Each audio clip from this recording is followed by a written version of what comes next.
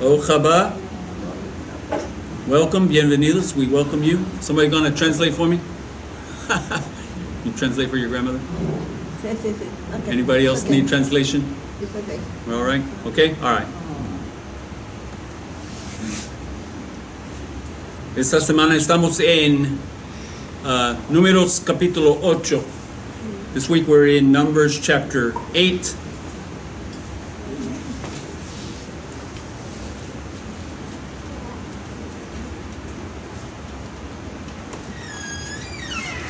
El título por the parsha for this week, para esta semana, Baja a Loja. Baja a Loja. Everyone say that together. Baja. Es un poquito difícil. It's a little bit difficult to say this one, but Baja a Loja. Baja a Loja. Okay. You shall light them. Okay. And you will. And we're going to be talking about the menorah. Okay. So you shall light them, and talking about lighting the candles of the menorah. We'll begin with verse 1. Versículo 1. En hebreo primeramente, pues inglés. V'daber Adonai el Moshe lemor. Adonai spoke to Moshe saying, Daber el Aharon ve'amarta elev beha'alotcha. There's the word. Ahí es la palabra beha'alotcha. Et hanerot el mul pnei ha-menorah ya'iru shivat hanerot. Speak to Aharon, habla a Aharon, y decir a él, díselo, say to him, when you light the lamps, the 7 lamps shall cast their light toward the face of the menorah. Vayas ken Aharon el mul pnei ha-menorah ha'eleh nerotecha kasher tziva Adonai et Moshe. Aaron did so. He lit the lamps toward the face of the menorah as the Lord had commanded Moshe. V'se ma'aseh ha-menorah miksha zahav ad yirecha ad pircha miksha kivka mar'e asher chera Adonai et Moshe ken asa et ha-menorah. This was the form of the menorah, hammered work of gold. From its base to its flower, it was hammered work, according to the form that the Lord had shown Moshe. So did he construct the menorah. And so we're going to be talking about the lighting of the menorah, dando luz al menorah, a la menorah.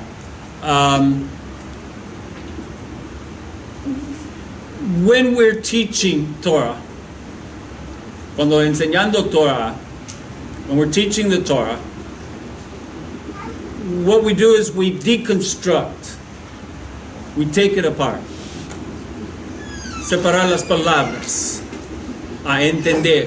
We take it apart. How many of you ever watch the food shows, the food channels? Anybody here ever watch food channels? Yes. No? Okay. And you hear about them deconstructing something, that they deconstruct. What that means is that they go to McDonald's and they buy a hamburger. They do have a kosher McDonald's in Israel. They go to McDonald's and they buy a hamburger.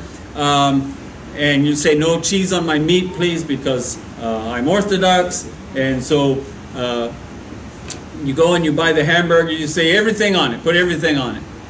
And so they put everything on it, and you bring it home.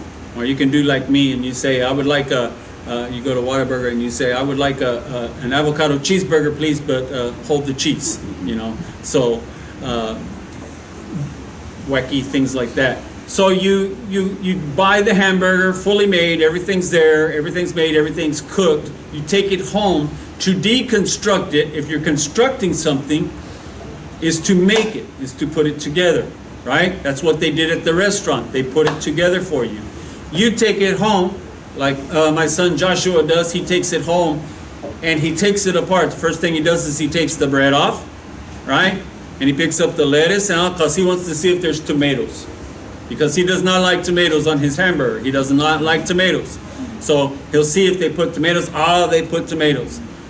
Sometimes he'll say he doesn't want the hamburger because it already has the juice on it, so it tastes tomatoey, and so he doesn't want the juice. He doesn't want it, so I get 2 hamburgers. But sometimes he'll just take the tomatoes off and he'll go ahead and eat it that way. But what he's done, he's partially deconstructed the hamburger. He's taken it apart. So when you're on the cooking channel and they talk about deconstructing, that's when they buy something and they take it apart. They buy a food and they take it apart. They buy the hamburger, they take the bun, they put it over here, they take the lettuce and the tomatoes and the onions and the pickles, they scrape off the mustard, they put the hamburger patty over here, they put the bread together, and now it's deconstructed. They've taken it apart. And what they tried to do then is to make something else out of the deconstructed hamburger. Okay? So they're going to make something else out of it.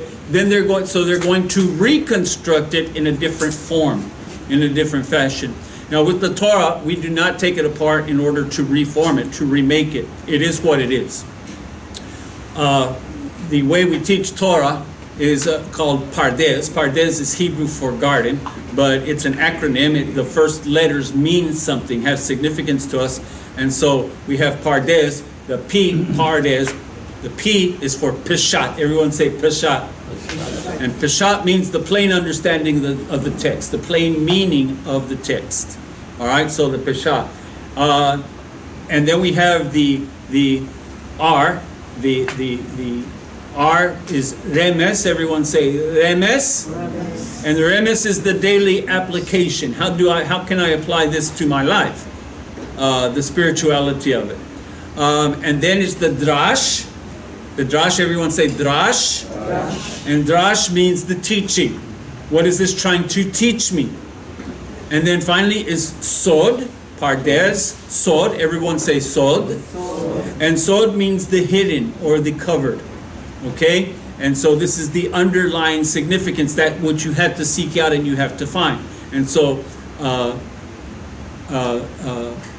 P-R-D-S, Pardes. Everyone say Pardes. Pardes. And Pardes literally means orchard, an orchard, all right? So Gan is garden, Pardes is orchard in Hebrew. And so we use these, so you have the Peshat, the plain meaning, the Remes, the application, the Drash, the teaching, the spirituality of it, and then the Sod, the mysterious level, as Rav Shaul says, behold, I show you a mystery. Let me explain something to you that is hidden in the scripture, and now I'm going to bring it out so that you can see it. And so these are the ways. So we take it apart. The thing is, when we follow Pardes, you may not change what the literal text is. You cannot change the plain and simple meaning. So in Remes, in your daily application, it still has to fit into the plain meaning of the text. You cannot take it out of context to mean something else, to twist the scriptures. You're not permitted to twist the scriptures to your own understanding, to your own significance. As Kefa said, Peter tells us that the scripture is of no private interpretation. You cannot make of it what you want to make of it. You make of it what God has made of it. Yes, there are things that are hidden and secret in it that you seek out, but it is still by the hand of God, not just what I think or what you think and those kinds of things. So it must still agree with the primary text, with the plain understanding of the text. The Drash must understand with the plain meaning of the text. The Sod must understand, must agree with the plain meaning of the text. They must all be in agreement. And so you cannot take away from the plain meaning, plain understanding of the text, even though you're taking off. It's like an onion and you're taking layers off. But still what? In the middle, it's still onion, right? How many of you have ever peeled an onion? You're there crying, and then you're peeling the onion. And your husband, your wife comes in, why are you crying? Because I'm peeling onion, right? It's not because you're sad, it's because you're peeling the onion, right? The onion is the onion. And it doesn't matter how many layers you take off, it's still the onion, amen? You understand what I'm saying? And so it is with the scripture. The meaning is the meaning. The significance is the significance. That does not change. And so you apply the scriptures this way. Be very, very careful. There's a bad habit that many people have, particularly not just in Christianity, in Judaism as well. There's a bad habit of taking scripture out of context. When you just take one verse, you pull out one verse. A good example of that is where Yeshua says, where it says, "No greater love has any man than this, but that a man would lay down his life for his friends." You are my friends, right? That's what it says, right? No, that's not what it says. Because they always leave off the last part. Why do they leave off the last part? Well, because they don't want that part to apply to them. What does the last part say? If you do whatever I command you to do. You are my friends if you follow, if you keep my commandments. You understand? So the first one just sounds like all lovey-dovey and, everybody loves one another. Kumbaya, right? Kumbaya. And we all hold hands and we're all singing and everything like that. And because we all know that Jesus, he loves and God is love and he doesn't hate anybody and he wants everybody to go to heaven. So everybody's going to go to heaven somehow, somewhere. And we'll just all sing Kumbaya. And because it says no greater love, there's no greater love has any man than this, but that a man would lay down his life for his friends. And what great love! And Jesus loves me, right? And you're my friend. He said, you are my friend. But we always leave off the caveat. We always leave off the but. Huh? What is the but? Sino que you are my friends if you keep, si guardarás mis mandamientos, if you keep my commandments. Now you are my friend. He doesn't say everybody's his friend. In fact, he says you are either gathering in or you're scattering abroad. You cannot sit on the fence. He doesn't say that everybody is his friend. He says you are either for me or you are against me. He that is not for me then is against me. What is he saying? You can't sit on the fence and say, well, I'm not sure. Most people are going through their lives. They're trying to sit on the fence. He says, no fence sitting. You can't sit on the fence. You can't be in the middle. No puede estar en la línea, en medio. You have to make a decision. You have to make a decision. You have to decide one way or the other. Which way are you going to go? There's too many Christians who are trying to be in the middle, who are trying to sit on the fence. They're trying to hold hands with the world and trying to hold hands with Yeshua, with Jesus. It doesn't work. He says, if you're holding hands with the world, you're against me. Let go of my hand. I'm not your friend. The same is true in Messianicism. There's too many people that are trying to hold on to one with one hand and hold on to the other with the other. You cannot do this.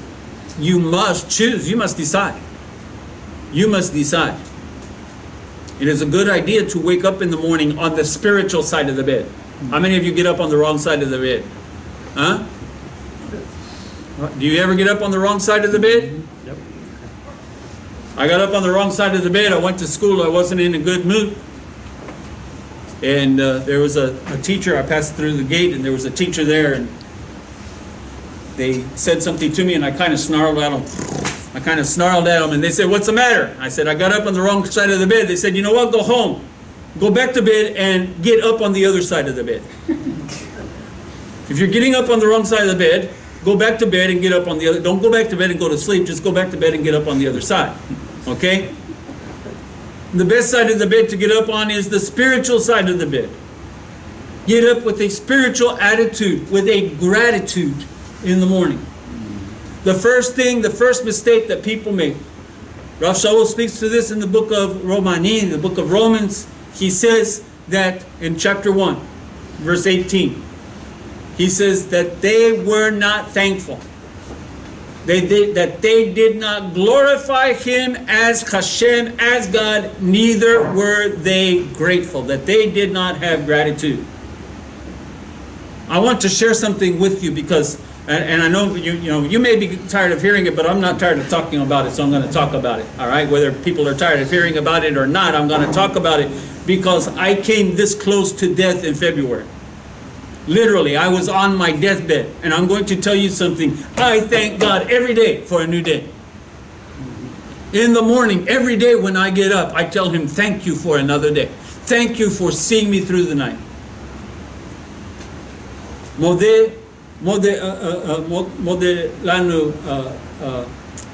can never remember it when I'm teaching. Huh? Mode ani. lefanecha melech chai v'chayam. That I am gratefully. Now, in most translations, it'll say thankful, but modeh is a smashing together of words, which literally means thankfully, gratefully, yielding to you. That I'm yielding before you with gratitude in my heart. He says, because in mercy you have restored my soul within me. This is the prayer of an Orthodox, of the Jewish man when he gets up in the morning, before he gets out of bed. He's laying there as he wakes up. My alarm, this is my alarm right here, and it talks to me in the morning. It doesn't play music, it talks to me. And then it starts playing music. And it says to me, it is 9 o'clock in the morning. It is time to get up. The temperature outside is such and such degree. The high for today is going to be such and such a degree. The low for today is going to be such and such a degree. And now for your news for this morning. That's the way I wake up. And I tell it, it's not Alexa, I don't know who it is. But anyway, I tell it, I quiet. I'm up, all right, I'm up, right? While I'm laying there trying to remember where I am, you say, Modeh ani lefanecha melech chai v'kayam. Before you ever get out of bed, before you do anything, you start the day by thanking God for being alive. That in His mercy, He has restored your soul within you. That you did not die in the night. That He has been gracious to you. At night when I go to sleep, every night when I go to sleep, I lay down, I turn my head towards the window, and I tell Him, thank you, Father, that you gave me another day. And I tell Him, I hope I was not too disappointing to you today, but I thank you for another day with my family, with my children, with the ministry and the things that I'm doing. And every night before I go to bed, I thank Him for having given me that day. You see, we wake up in the morning because we're in a bad mood. Why are we in a bad mood? That's simple. Here's the very simple answer to it. And if you want the solution to waking up in a bad mood, here it is. You don't want to. How many of you are tired of waking up in a bad mood? Nobody? I like waking up in a bad mood. Get out of my way. Kick the dog. Bite the ear of the cat, Take the pacifier away from the baby. No, just get in a fight with your husband or your wife first thing in the morning and yelling at the kids and all of these kinds of things. You like getting up in a bad mood? Or would you prefer to get up in a good mood? Are you tired of getting up in a bad mood? Yep. Here's the way to not get up in a bad mood. Get up with gratitude in your heart. Be thankful. Because you know what? A thankful person is not a gripey person. A person with gratitude in their heart, they're not gripers. They're not complainers. They're thankful. I'm glad I'm here today. Oh, wow, another day. I don't know if I can go through today. Many people say that. I don't know if I can go through today. That's a bad thing to say. What if Hashem says, oh, well, okay, I won't let you go through this day. We'll stop it right here. Huh? We'll stop this train ride right here, right now. Huh? Because that's what you and I do as parents, right? Your kids say, I'm tired of whatever, and I'm tired of watching this TV show, whatever. My dad would walk in and say, well, fine, boom. Don't watch it. Turn it off. And then I go to turn it back on. No. You can't turn it back on. You said you were tired of watching that. Turn it off. I'll give you some things. If you want to be tired, I'll give you some things to. How many of you like your parents saying that? Huh? You're tired of that? I'll give you some things that'll. You don't understand tired. Huh? I heard Richard say it the other day, but he put it this way. You want to cry? I'll give you something to cry about. Huh? You tell your kids that? You know where he got that from? Because I told him that. You want to cry? I'll give you something to cry about. So, what we're saying is when we deconstruct, we're not taking apart to put it back together some other way. We're taking it apart to see what's inside. It's like I have a brother who, when he was growing up, he liked to take watches apart. Because he wanted to see how they worked. It was the old-time watches that you wound up and it had the springs inside, all the works inside, not the electric watches, but the ones that had all the springs. He would take clocks apart to see what made them work. He did not always get them back together. But he wanted to see inside what makes them work. What makes, you've heard the saying, what makes you tick? That's where it comes from, taking a watch apart. Let's see inside what makes the watch or the clock tick. When he was in college, my mom gave him a car, her old car. And so he was in Chattanooga, we took it up to him. When I was at college the following year, I went up to the college there, and he was having trouble with the car. So he decided to take it upon himself to see what was going on inside the engine. So he pulled the engine, he took the engine out, and he took it all apart. And I walked up the sidewalk one day, and there was the engine laying all apart on the ground. There was the engine all apart on the ground, every piece of it. I mean, he had literally taken the whole thing apart. I went back about a week later, and the engine was all back together again. And I said, how's it running? And he says, well, it makes this noise a little bit and that noise a little bit. And I've got 3 screws left over. I don't know where they go. We're taking it apart, not so we can change it. We're taking it apart so we can look inside of it to see what it's saying, to see what makes it tick. Then we put it back together again, and we apply it to our life. This is pardes. This is pardes.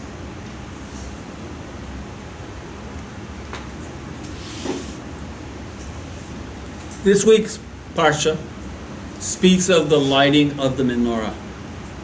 Everyone say menorah. Menorah. From Ner Shel Shabbat, in the Shabbat evening prayers, we we say the blessing. Blessed are you, Lord our God, King of the universe. Asher kitshanu b'mitzvotav v'tzivanu. I forget that one. The Ner Shel Shabbat, to light, to kindle the lights of the Torah. Okay, so Ner is the light. So from that, Menor, N-O-R, right there is the Ner. In Hebrew, it's just the consonants, the N, the Nun, and the Resh. Okay, so Nun Resh. So you have Nun Resh in the middle of Menorah. So that tells you that that's the root of the word. This is how Hebrew works. Okay, you take the root of the word, which is in the middle of the word, and you find out what those letters mean. And when you find out what those letters mean, then you can have an understanding of what the rest of the word means. So Ner means light, and so you have, it comes from Or, which means light. Ner is a candle, or something like that. And Ner Shel Shabbat, the candles of Shabbat, because we light 2 candles on Shabbat evening. And then during Havdalah, we light the 3-wick candle. The candle is twisted and it has 3 wicks on it. I don't know if there's one here or not. But anyway, the lighting of candles is very prominent in Judaism.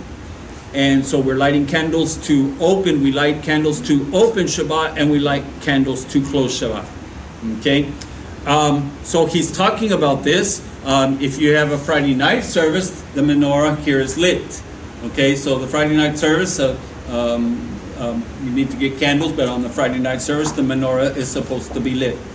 Okay, we don't light it now because you don't strike fire, you don't strike matches on Shabbat. Okay, so we don't light it now, but on the evening of Shabbat, on Friday evening when Shabbat begins, you light up the menorah, you light up the Shabbat candles. The significance of this is the light, la luz. Es muy importante en Judaísmo. So in Judaism, the light is very important. So this week's Parsha, the beginning, this first part, speaks of the lighting of the menorah. The title of a Parsha is taken from the first word of significance in the Hebrew. And so the first word of significance in the Hebrew is the 11th word, and it is the word which we pointed out to you. Vaidaber Adonai el Moshe lemor, and spoke Adonai to Moshe, saying, Deber el Acheron ve'amarta elev, speak to Aharon, Aaron, and say to him, Becha alotcha, when you light the lamps. Be'ha'alotcha et ha-nerot. Nerot, ner, remember I told you ner is candle, right? Nerot is the plural. Feminine, plural. So nerot. Those of you you've been taking Hebrew classes, so you've learned some of these things. So nerot, ner is the singular, nerot is the plural. Like candle, candles. Okay? So bercha alotcha, when you light et ha nerot, the candles. El mupne chamenorah ya'iru shivat chanerot. The 7 lamps shall cast their light toward the face of the menorah. So here we have a menorah. This is ours. It was donated to us. Somebody actually found it in a yard sale and donated it to the assembly. And they said at the yard sale, he said if they knew what they had, they wouldn't be selling it because this is very special in Judaism. But anyway, so you have the middle. You have the middle, and then you have 3 on each side. Okay, this is not to be confused with a Chanukiah of Hanukkah, which has 8. Okay, so this is not to be confused with the Chanukiah of Hanukkah, but this is the menorah, and it has 7. Okay, because 7 speaks to completion. It is said of perfection, but it doesn't mean perfect that it is without fault. It means completion, to be complete. Okay, so on the 7th day, God completed making the universe. God completed making everything, so He rested on the 7th day because everything was complete. All that He was going to make, He has made. Okay, so it's complete. It's done. The middle is called the shamash. Everyone say shamash. Shamash. And the shamash means the servant candle. This is the servant candle. And from it you light all the other candles. So you light the shamash first, with both on the menorah and the Hanukkah. You light the shamash first. Okay? It's the servant candle. And then you take it, and which way do we read Hebrew? Left to right. I mean right to left. Right to left. And so you light the menorah and you light the Hanukkah the same way. Right to left. So you will start lighting this candle, this candle, this candle, this candle, this candle, this candle. And then you put the shamash back into its place. Okay? The same is true with Hanukkah, with the Hanukkah. At Hanukkah, you take the shamash and you light the same order. Okay? But 1 per night, and then the next night 2 candles, and then the next night 3. So the first night you'll have the shamash lit and candle number 1 lit. The second night you have the shamash lit and 2 candles lit. 3 candles all the way down the line till the 8th day. Okay? So that's the lighting of the candles. By the way, when women are lighting candles, they're supposed to have their head covered. Okay? That's a sacred time. And so the woman is supposed to have her head covered when she's lighting candles. The woman is designated as the candle lighter of the household. She's the one who does the blessing and the candles. This is her position, her job. Why? It is her table. It is her table. And she's the one who has set it and prepared it. And in effect, though you're family, it is as though you're a guest at her table.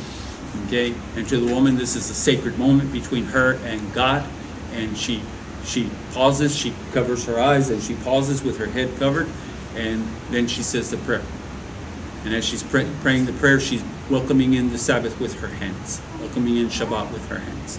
And so this is the way. These are just some of the things that of how they work. So anyway, the subject is Beha'alokha,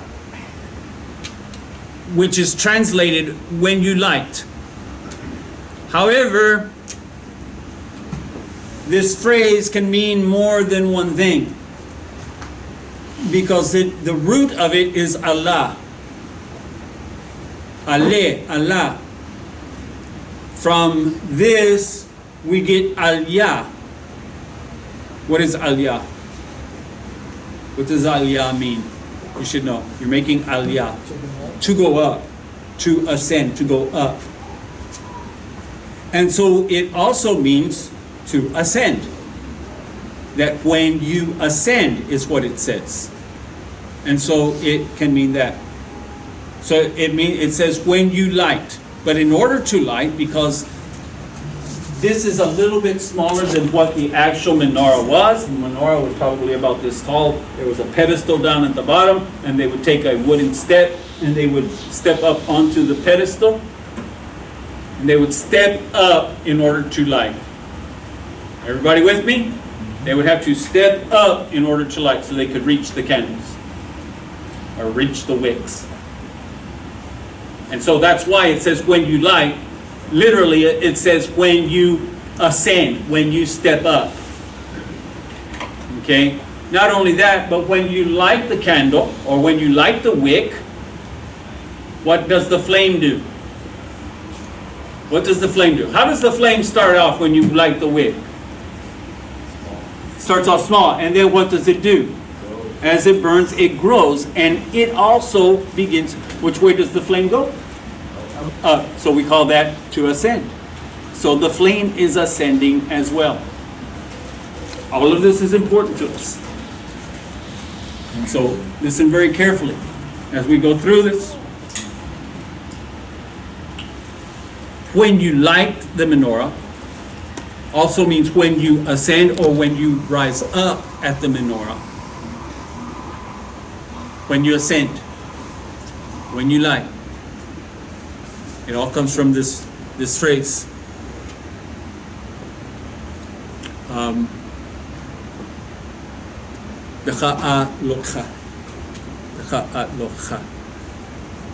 Okay, so the menorah is the lampstand. The menorah was first found in the Mishkan. Everyone say Mishkan. Mishkan is the tabernacle. Ole Moed, the tent of meeting. Mishkan because everyone would gather there. Okay? Moed, Ole is literally the tent. Ole is a tent. Moed, M-O-E-D, of appointment. As the Moedim, the festivals are called Moedim because they are appointed times. They are times that are appointed to you. So with a Moed, with the Moedim, you don't have a choice. You're required to be there. Like when you're called before a judge and you're given such and such a time to be there. I have an appointment at the doctor this week on Wednesday to check my blood, and so I have an appointment at 8 o'clock in the morning. I would prefer to have it at 10 or 11 o'clock, but they gave me 8 o'clock, all right? So I have to get up early, Irma, and be at the doctor's at 8 o'clock, so I'll go by your house and honk my horn to let you know. But anyway, make sure you're awake. Anyway, 8 o'clock in the morning, I have an appointment in Hebrew, Moed. I have a Moed to see the doctor. I must be there at that time. If I'm not there at that time, what? I lose my position. And then, what? Maybe the doctor will see me if he has time, maybe not. Because I was supposed to be there at 8 o'clock. When we were going up to Edinburgh for my treatments, for my chemotherapies and things, when I was going up to Edinburgh, I had a specific time that I had to be there. And we would walk into the room and there would be, like 100 people sitting there in that room. And they're all waiting in line, waiting to see the same doctor. And so I had to be there on time. They would tell us be there 15 minutes early, because if someone misses their appointment or something, we'll call you in. So get there early just in case. But so we would get there early. Never got in early. Oftentimes got in late, but that's okay. I kept my appointment, and that's okay. We won't grumble and complain about how long the doctor's office stays are. Visitations, okay, plenty of reading time and watch, get on Facebook and chat with friends and family and things like that. So it's okay.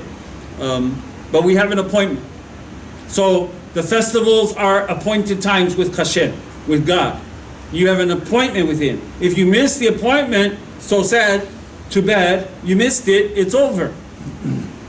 ¿Entiendes? You understand? So these are specific times where God has set in the year where you are to meet with Him. And these are required of us. And so it's called Ohel Moed, the tent of the meeting. Okay, the tent of the reservation or the appointment. Mishkan is like the tabernacle, and so kind of like and in fact it's related to the word Mashiach. The two are related. It's a big place where everybody comes, and so oftentimes the term Mishkan is used. So the menorah was the light within the Mishkan. The thing about the Mishkan is it had no windows. Now, the building that was built by Shlomo, by Solomon, in Hebrew we call it Beit HaMikdash. Everyone say Beit HaMikdash. Okay, and so that's the temple. So the Beit HaMikdash. The temple had windows, but still it was the menorah. Still the menorah was the light. Who lives in the Hamishkan and who lives in Beit HaMikdash? Huh? But who's there? Whose house is it? Elohim. It's the house of Elohim. It's the house of God, of Hashem. Okay? Of God. This is the house of God. And so,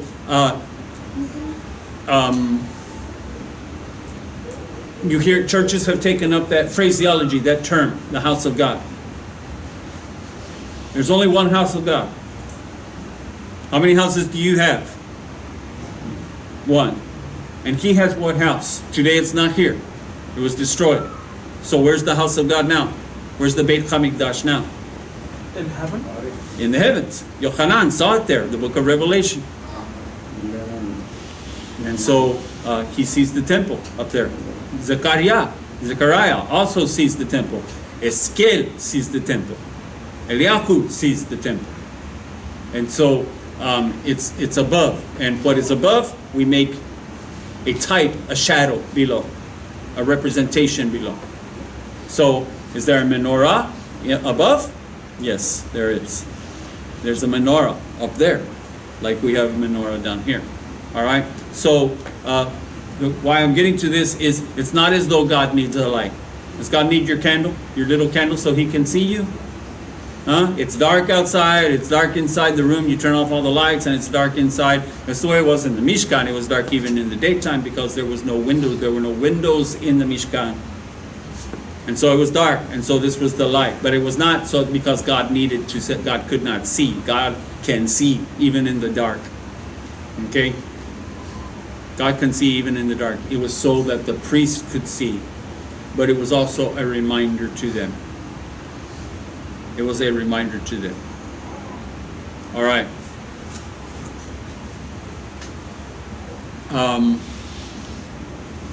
The menorah was difficult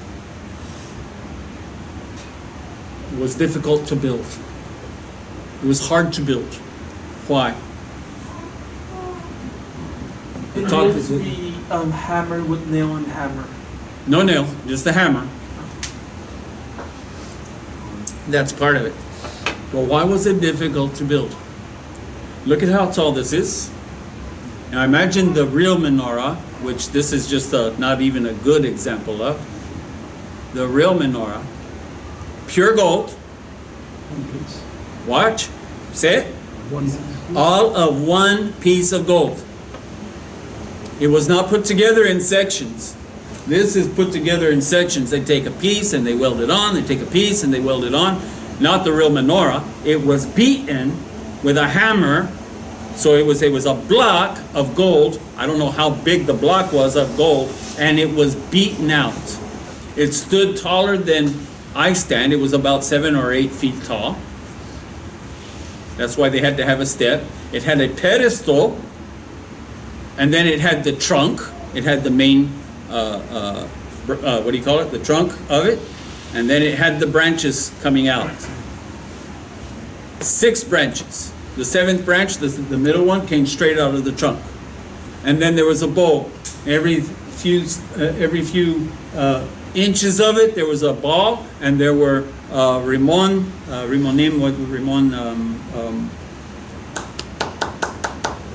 the fruit with the seeds in it. I can only pomegranate. Thank you. I can only ever think of the Hebrew name. The pomegranate. There were pomegranates on it and flowers, and all of this. It was not put together in sections. It was put together as one solid piece. And Moshe, all of the rabbis and all of the Chazal, all of the sages say that Moshe could not figure out how to do this. He could not figure out how to do it. And that an angel came and showed him the design, explained to him how to do it. Now there are some stories that say that he took the block and he threw it in the fire and it just made itself. It just, an angel was in the fire, whatever, and made it for him or whatever. I don't know. But that from the Hebrew, the way the Hebrew speaks to it, that it has the idea that Moshe was confused, that this was the hardest piece of furniture in the tabernacle, in the Mishkan. This was the hardest piece to make. The ark, the cover of the ark, the kippah of the ark, the angels, they were able to do all of that. The wash basin, they were able to do that. That was huge. It stood like as high as the ceiling there, and it sat on 12 bulls facing all the different directions and all of these kinds of things. But the menorah was the most difficult, that he couldn't understand how to make it. And so he was given help on how to make it. It was explained, it was shown to him, revealed to him how he was to make it. Saying that if something is made of pure gold, one solid piece, what does that tell you about the article? It's one. But if it's made out of pure gold, It's pure. what does this tell you about this article? Even the ark was not made out of pure gold. It was made out of wood overlaid with gold. This is made out of pure gold. That must have been a heavy thing to carry. If you've ever felt gold.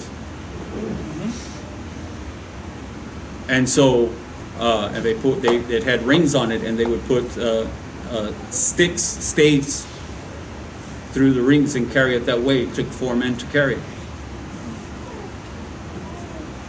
It was covered with gold, or it was made of pure gold. This tells you that it is a very precious piece.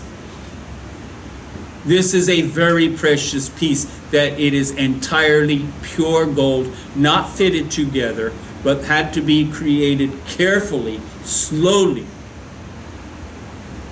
a little bit at a time. All one piece.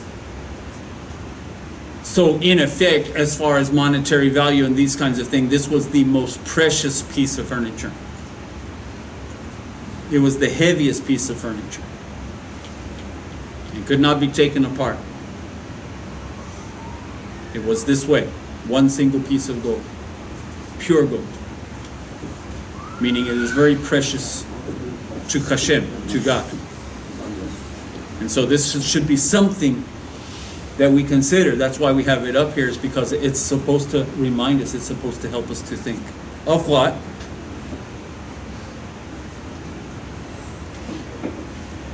Of Mashiach.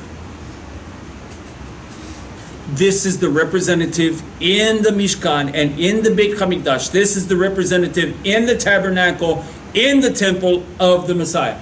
This is his presentation. This is his representation. This stands for him. This stands for the Messiah.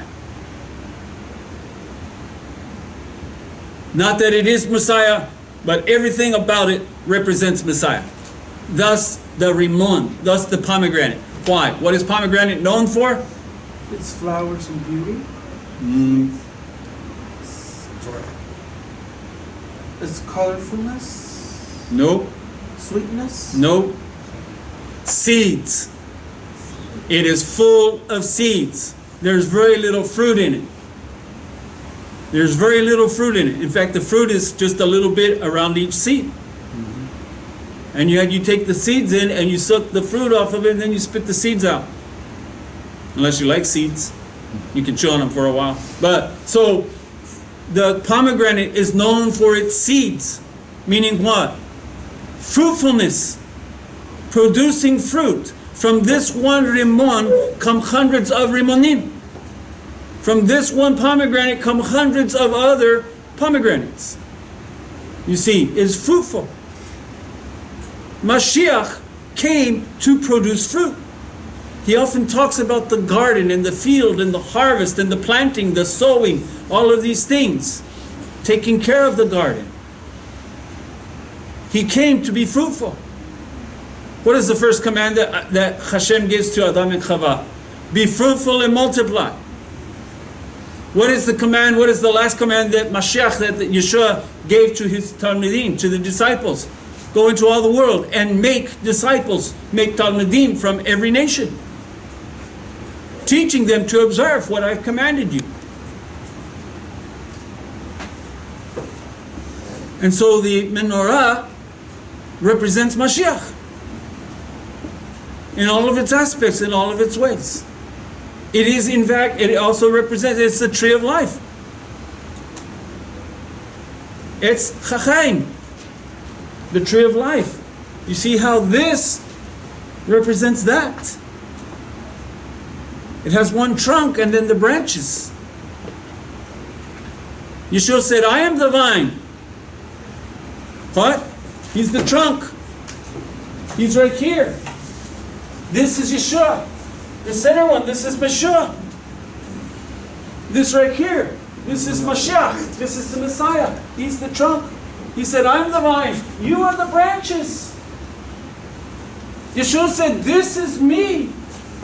This is you.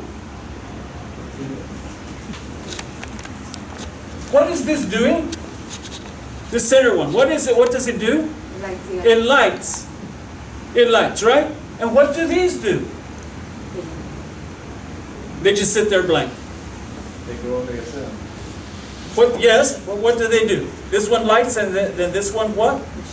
This one lights, and this one lights, and this one. They all light. In other words, what I'm saying is they all do the same thing. Saying what? This is your example. Yeshua is your example. You do what he does. You live how he lived. You do what he did. You act how he acted. Because this does the same thing as this. You see? Just this is the first. This is the shamash. This is the servant. Yeshua is called the what? He's called the servant. He came to serve. He came to seek and to save that which was lost. Notice this. You cannot have these without this. You have to have the trunk in order to have the branches. Does the trunk give out the fruit? No. What gives out the fruit? The branches. The branches give out the fruit. Now when this starts out, it starts off very small. Very small, very thin. And then it may give off some flowers or some fruit. But when it's big like this, the trunk is no longer giving out. This is giving out the fruit. This is Mashiach. This is you and me. And we're going to see that there are not one, but there are two trees. Not one, there's two trees. How many trees were in the garden? Two. The tree of life and the tree of knowledge of good and evil. Two trees. There's two trees. And so the menorah represents Mashiach, the Messiah. Yochanan, John chapter 8, the Brit Chadashah, the New Testament, John chapter 8. Hello.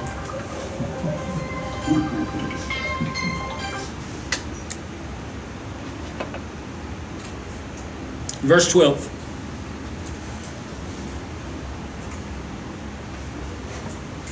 You need to understand here that Mashiach is in the temple when he says these things. He's teaching, he's been teaching in the temple. They have just he's just had the episode of the woman caught in adultery. And they ask him, what do we do with her? Moshe says to put her to death. What do you say? Okay? And so this is right after that. He's still in the temple, he's in the porches, and he's teaching. Verse 12. Yohanan, John, Juan, 8. Versículo 12.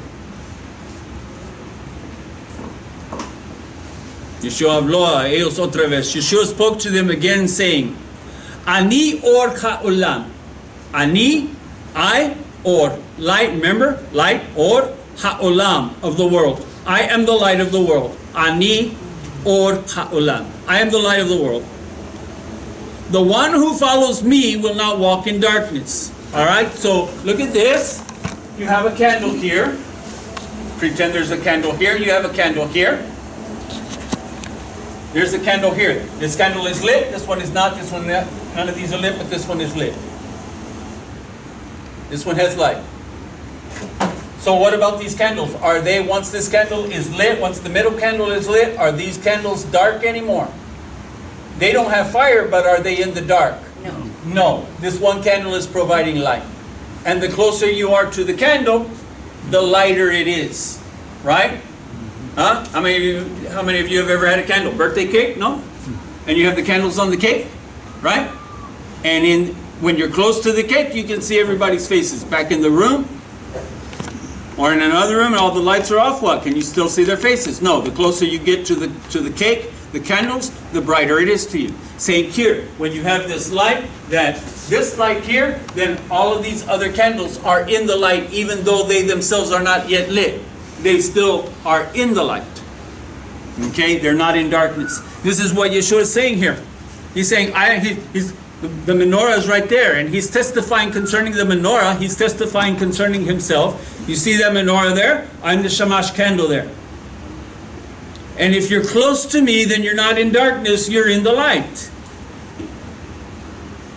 I'm the light of the world. The one who follows me will no longer walk in darkness, but will have the light of life, or chachaim. He spoke this while teaching in the temple. The book of Revelation, chapter 1.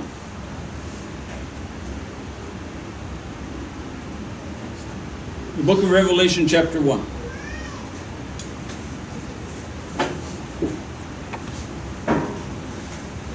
And verse 12. Otra vez 12. Apocalipsis, capítulo 1, versículo 12.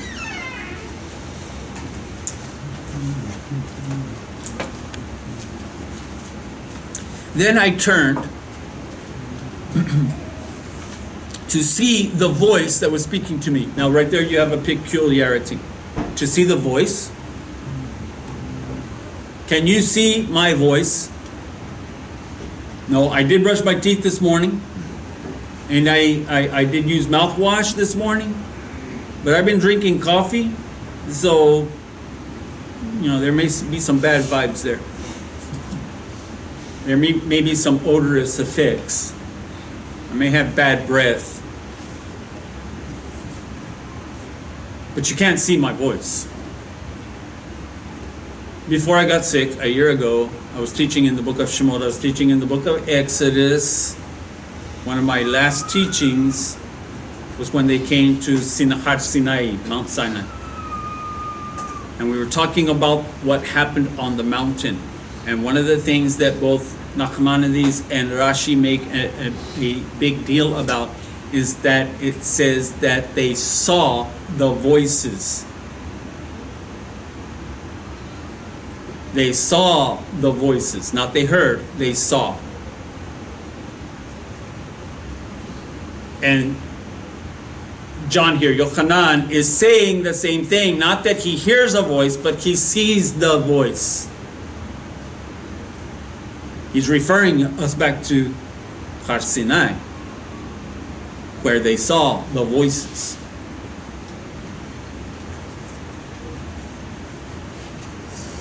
And so he says, I turned to see the voice that was speaking to me. When I turned, I saw not lampstands, menorot. I saw 7 menorot. That's the plural. I saw 7 menorahs. This is what he saw, 7 of them.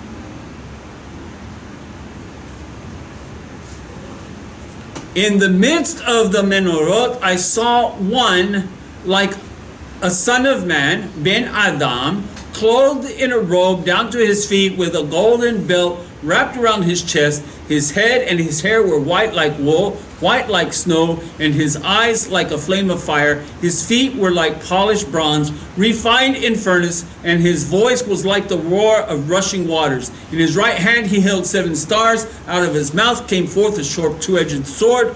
His voice was like the sun shining at full strength. Who is this one? Who is this voice that he sees? Who's this one with white hair? Mashiach. This is Yeshua Mashiach. This is the Messiah. This is Yeshua, Jesus. Who's standing in the midst of what? Menorot. Why? Because these are what represents him. In what way does it represent? But it not only represents him, it represents you and me as well. Because he is the shamash, he is the servant candle, and this is us. We are these other candles.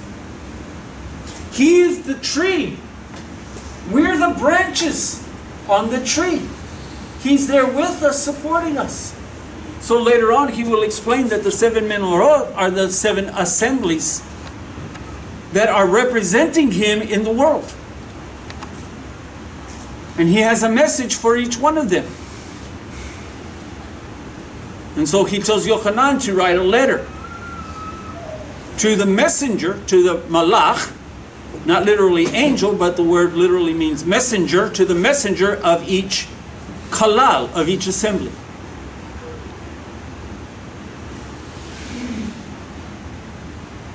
And so the menorah represents Mashiach. Who is Mashiach? He is the groom. The assembly, Malchut, the kingdom, is the bride. So it is he and us together. We're all together. You see that? We are echad. What? When Adam and Chava came together, let them be echad. Let them be as one. Two became one, and they became one flesh. Rav Shaul speaks to this also, that Yeshua is echad with the assembly in Ephesians chapter 5. As the husband is with the wife, so Yeshua is with the assembly. That they are as one. They are echad. They're united together.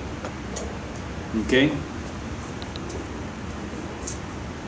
The trunk is not the branches, and the branches are not the trunk. But it is one complete tree. Do you see that? It's one tree. One tree. It's echad. The branches and the trunk make echad.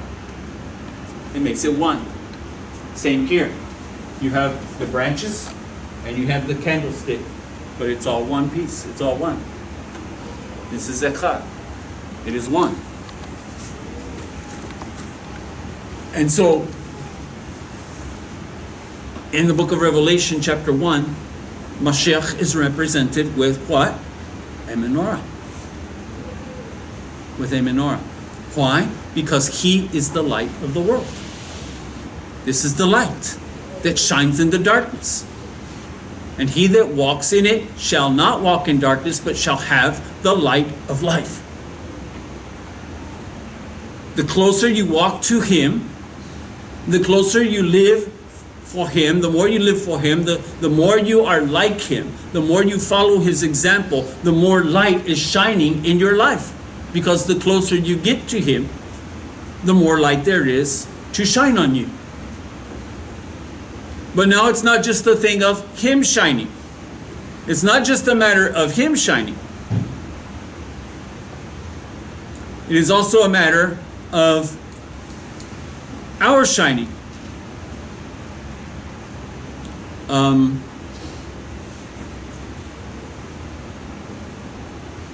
In Matthew chapter 5, Matthew chapter 5.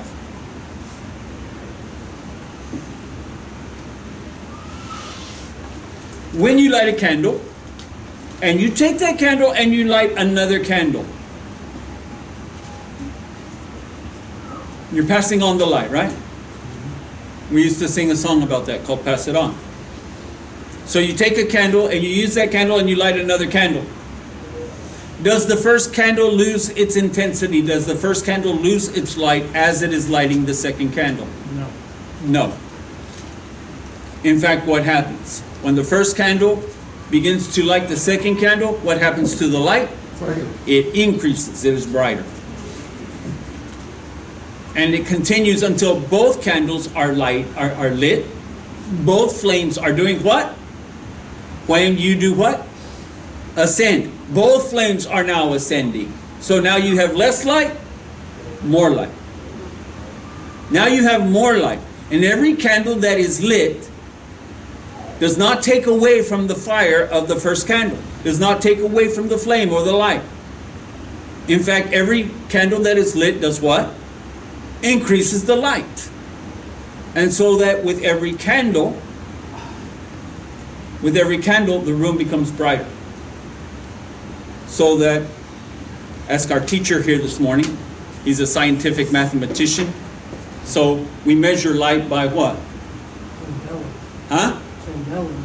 Candela, which means what? The brightness of a candle. Okay, so I don't know how many candle brightness we have in here. I couldn't tell you, but like they measure the light of your car by how many candles it would take to produce that light. Just like the horsepower of the engine, how many horses it would take to create that power of your engine. So you have a 600 horsepower engine, means it would take 600 horses to produce the same energy as what your engine is producing. So how many candles does it take to create the same amount of light as what your headlight is producing on your car? Saying what? The more candles you have, the brighter the light. So in days when before electricity, they would fill the room where the family would stay at night. They would fill that room with candles, so it would be try to get it as bright as they possibly could. They would light the fire in the fireplace in the wintertime and things like that, but they would light candles all over trying to get the room as bright as possible. And so the shamash does not lose its intensity. The second thing is this, that the shamash, that the servant candle stays until the next candle is lit. And just because the next candle is lit does not mean that the shamash leaves. It takes its place on the stand amongst the other candles. As Yeshua said, I will never leave you, I will never forsake you. He is there with you, and He's lighting the way. And you get your light from Him. Not only that His light is shining on you, but He has given His light to you to light you as a candle on the menorah. He's given His light to you. And giving His light to you has not diminished you in any way, in any form. And now what? What are you supposed to do? You're supposed to light the candle of the person next to you. As you're passing it on, and you're passing it on, and you're passing it on. And so you light the candle that is next to you. So what song did we start off singing in the worship, in the praise and worship? This little light of mine, I'm gonna let it shine. This little light of mine, I'm gonna let it shine. Huh? Don't let Satan it out.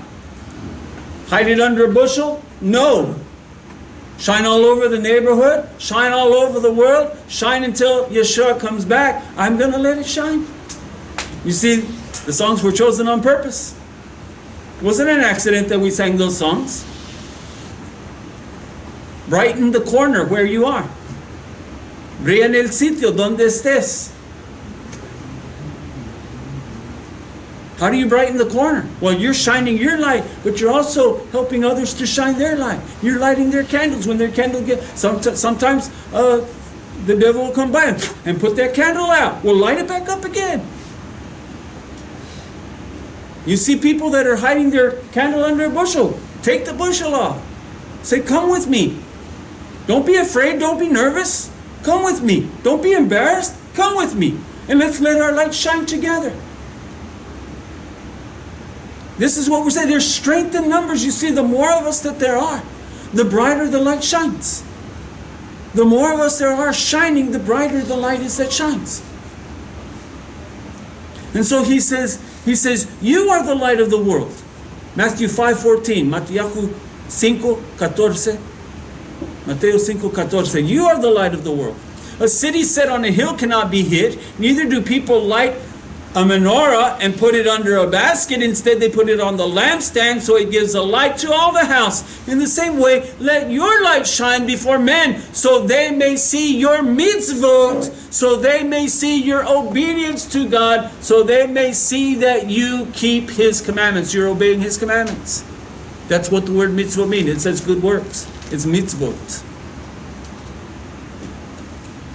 So that they can see that you're keeping His commandments. That you love Him. What did He say? If you love me, keep my commandments. How do they know that you love Him? Because you say so. Well, you know, a man can tell his wife that he loves her, and he loves her every morning. He gets up, I love you. Every day he comes home, I love you. And he can still be going to the prostitute on the weekend. No? Because what's coming out of his mouth means nothing He's saying that so he can hang on to her and hang on to her. And this is the way a lot of people are. They're trying to hold on to Yeshua and hang on to the world at the same time. And so on Shabbat or on Sunday, that they're saying, I love you, oh how I love Jesus. And the rest of the time they're prostituting themselves. This is the term that the Torah uses, that you not prostitute yourself by false gods. This is why adultery and idolatry are used synonymously in Torah. Adultery is like an idolatry. Because you're prostituting yourself when you're chasing after the world. Because you don't belong to the world, you belong to Hashem. You belong to Yeshua. He paid a price for you. And He made a contract with you. And we lie to Him. We tell Him, yes, I love you, and yes, I'll keep the contract, and I thank you for paying the price, but for now I'm going to go off this way. I have a girlfriend down the street. I have a Sancha down there that I want to go see. That's the way we are in our spiritual life. Why? Because you see, what did I tell you about making this? It was the hardest thing to make in the temple. It's not an easy life. It's not easy being a husband or a wife. It's not an easy life. Her putting up with me and me putting up with her. The changes that there are, and the disagreements that there are, and especially early in life. My wife and I don't argue. We stopped arguing a long time ago. Solved the situation. We just don't speak to each other. I'm just kidding. We do speak to each other. We don't argue much. And when we argue, when we get into a little spat, and we'll apologize right away and make it right, and that's the way it should be. But it's not easy. And especially in a young marriage, and a young marriage is very difficult. If you can make it through the first 10 years, they say if you can make it through the first 10 years of marriage, you can make it through anything. It's kind of like the song New York, New York. If I can make it here, I can make it anywhere. And so, I see husbands and wives looking at each other. But anyway, this is not an easy thing. This is not an easy thing. It is not easy living this lifestyle. This is why He called you out special. This is what sanctification means, that He separated you. He called you out. Why did He call you out? Because He knew you could do it. Not everybody can do this. Why did He call Israel? Out of all the nations, 70 nations of the world, why did He pick this one? The smallest. The smallest of all nations. The poorest of all people. Because He accepted His Torah? They accepted His Torah? Yes, because they accepted the commission. He offered them the Torah, and they said, yes. What you say, we will do, and we will hear. We'll do what you say. We'll listen to what you tell us to do. Have they always been successful? No, many times they fail, just like a wife or a husband fails the spouse many times. And they get into arguments and fights and disputes. But what? In the end, they make it all right. And so it will be in the end. We're going to close. Zechariah chapter 4.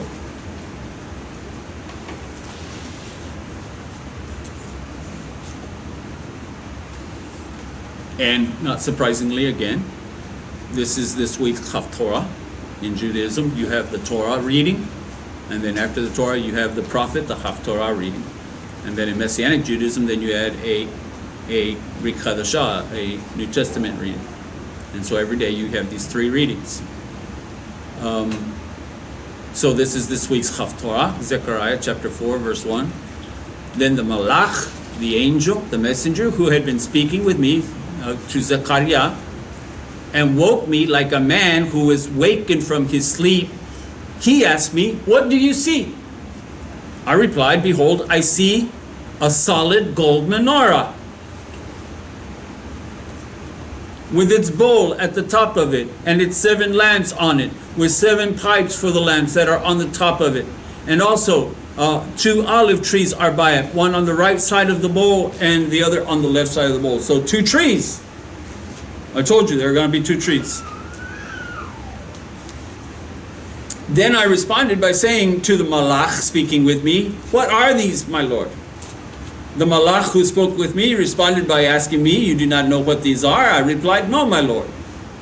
Then he responded to me by saying, this is the word of Adonai to Zerubbabel, the king of Yehudah, the king of Judah, saying, not by might, nor by power, but by my ruach. Now, you hear this verse quoted all the time. Not by might, nor by power, but by my spirit, saith the Lord. Right? And that means you can do anything. No. That's taking it out of context. There are some things you have to do. It is by might and it is by power. He's talking here to Zerubbabel that it is not by Zerubbabel's might, it's not by Zerubbabel's power, but it is by the spirit of Adonai that these things shall be accomplished. What things? The rebuilding of the Beit HaMikdash, the rebuilding of the temple that was destroyed by Nebuchadnezzar and the Babylonians. You see, Zerubbabel is the first king since the Babylonian. He came back under Cyrus, the Persian. And so he's the first king. And so basically, God is telling him, you're not going to do this yourself. I'm going to take care of this. I'm going to smooth the way for you. Look at what he says.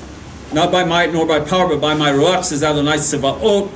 What are you, great mountain, before Zerubbabel? You will become a plain. He will bring out the capstone with shouts of grace, grace to it. Now, this thing of who are you, what are you, mountain, is found in our parsha for this week. Because the Shekinah, the cloud, would go out before the children of Israel. In this week's parsha, we have the order of the camp going out into the wilderness. And so the first tribe that would go out would be Judah, Yehudah, and it would be followed by Reuben, and that would be followed by Moshe and Aharon. And then it would be followed, while they're doing this, they're taking the Mishkan down. The Mishkan would get into its order, and then the rest of the tribes would line up behind it. And Dan would bring up the rear guard. So that when they got to the place that they were going to camp for the night, the Mishkan would already be set up and ready to go.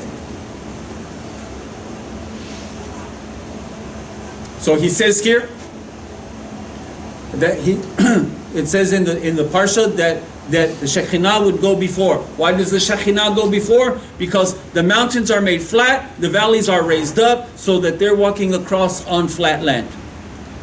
Why? Because it's easier to walk on flat land than to climb mountains and go down into valleys. So when the children of Israel were walking across the wilderness, the Bamidbar, that they were not going up and down mountains and valleys. But as the Shekinah went before them, he would flatten the land and they went straight across. Easy. Also, don't have time to get into this, but this is fascinating, that they made a 3 days journey in 1 day. Rapture? Can I hear rapture, anybody? That they went from here to here in 1 day. You can, at 2 miles an hour, you can travel approximately 24 miles per day. So they got almost 100 miles under their belt in 1 day. It's like getting from here halfway to Corpus Christi, walking in 1 day. So,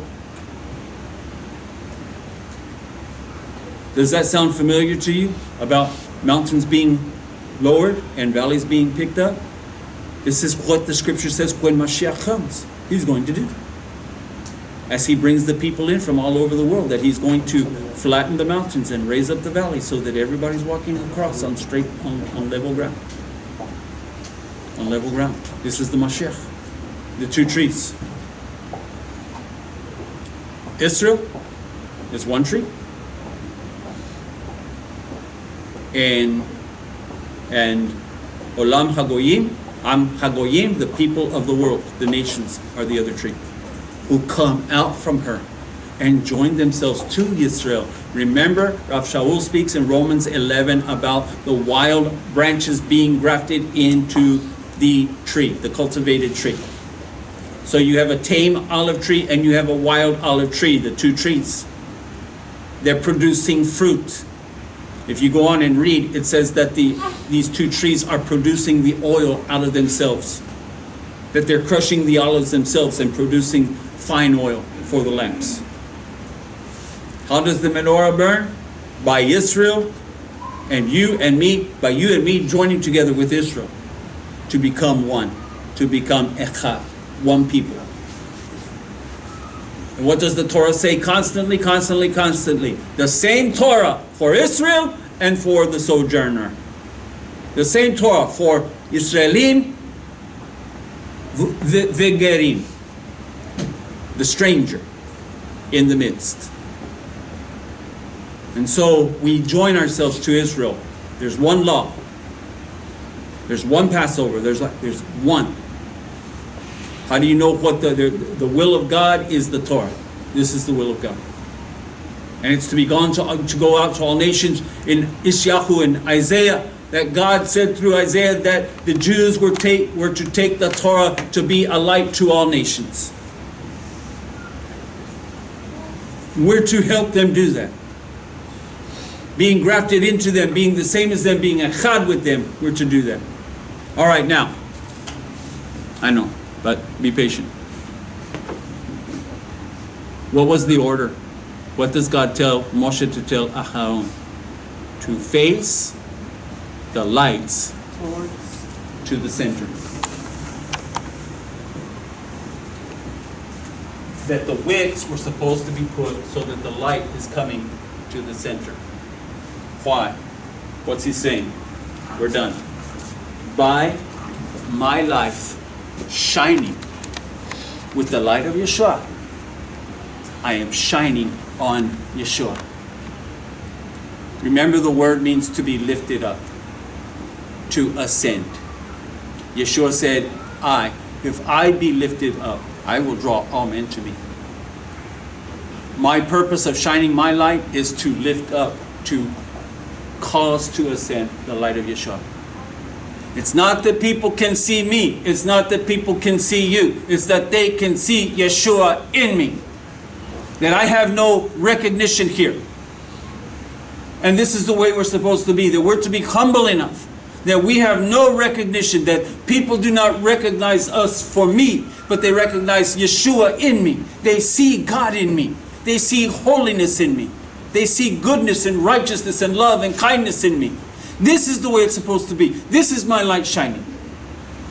This is my light shining. Every day when I wake up in a bad mood, guess what? My light's not shining.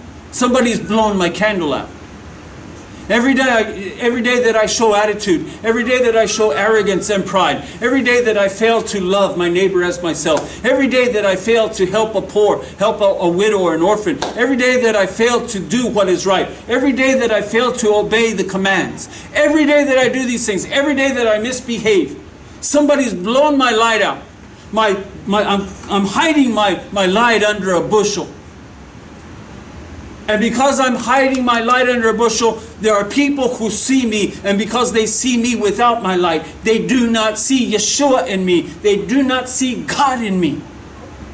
And therefore they do not see the love and the mercy and the grace and the goodness of God. And so they go on through their troubled life in the darkness because I've kept them in the dark.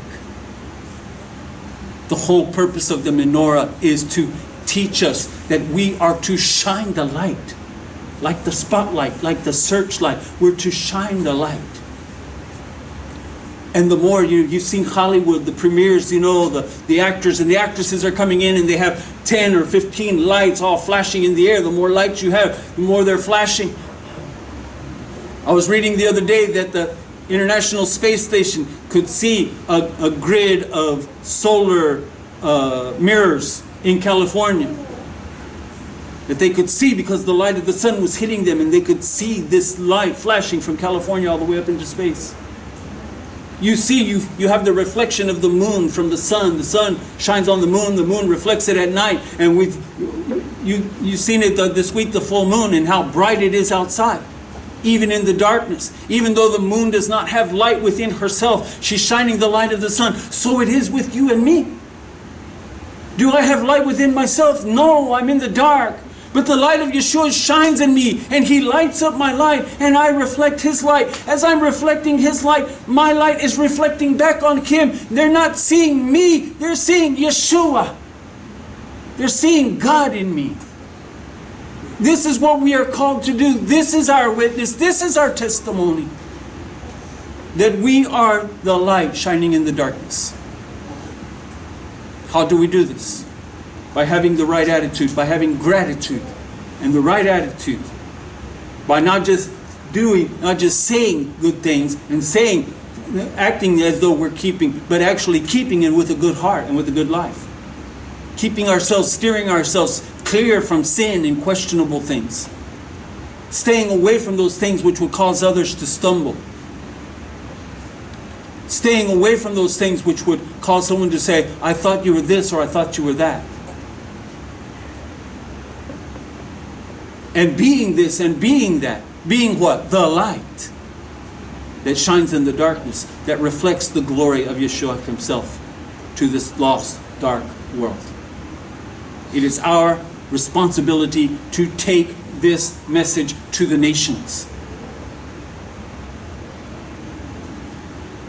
It is given to Israel. We're connected to Israel. Therefore, the responsibility is also given to you and me. What did Yeshua say? You go into the world and make Talmidim, disciples of all nations. It's my responsibility. It's your responsibility. With this we say, be moved. Stand to our feet, please.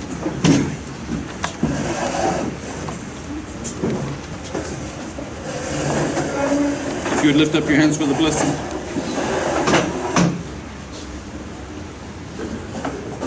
Yivarech Adonai ve'yisberecha et panav alecha v'yikunecha Yisa Adonai panav alecha v'yasem lecha Shalom. May Adonai bless you and keep you. May His grace shine upon you. May Adonai be merciful to you and lift up His countenance upon you and give you peace from Sarcha Shalom Yeshua Mashiach v'imru. Amen. Shabbat Shalom.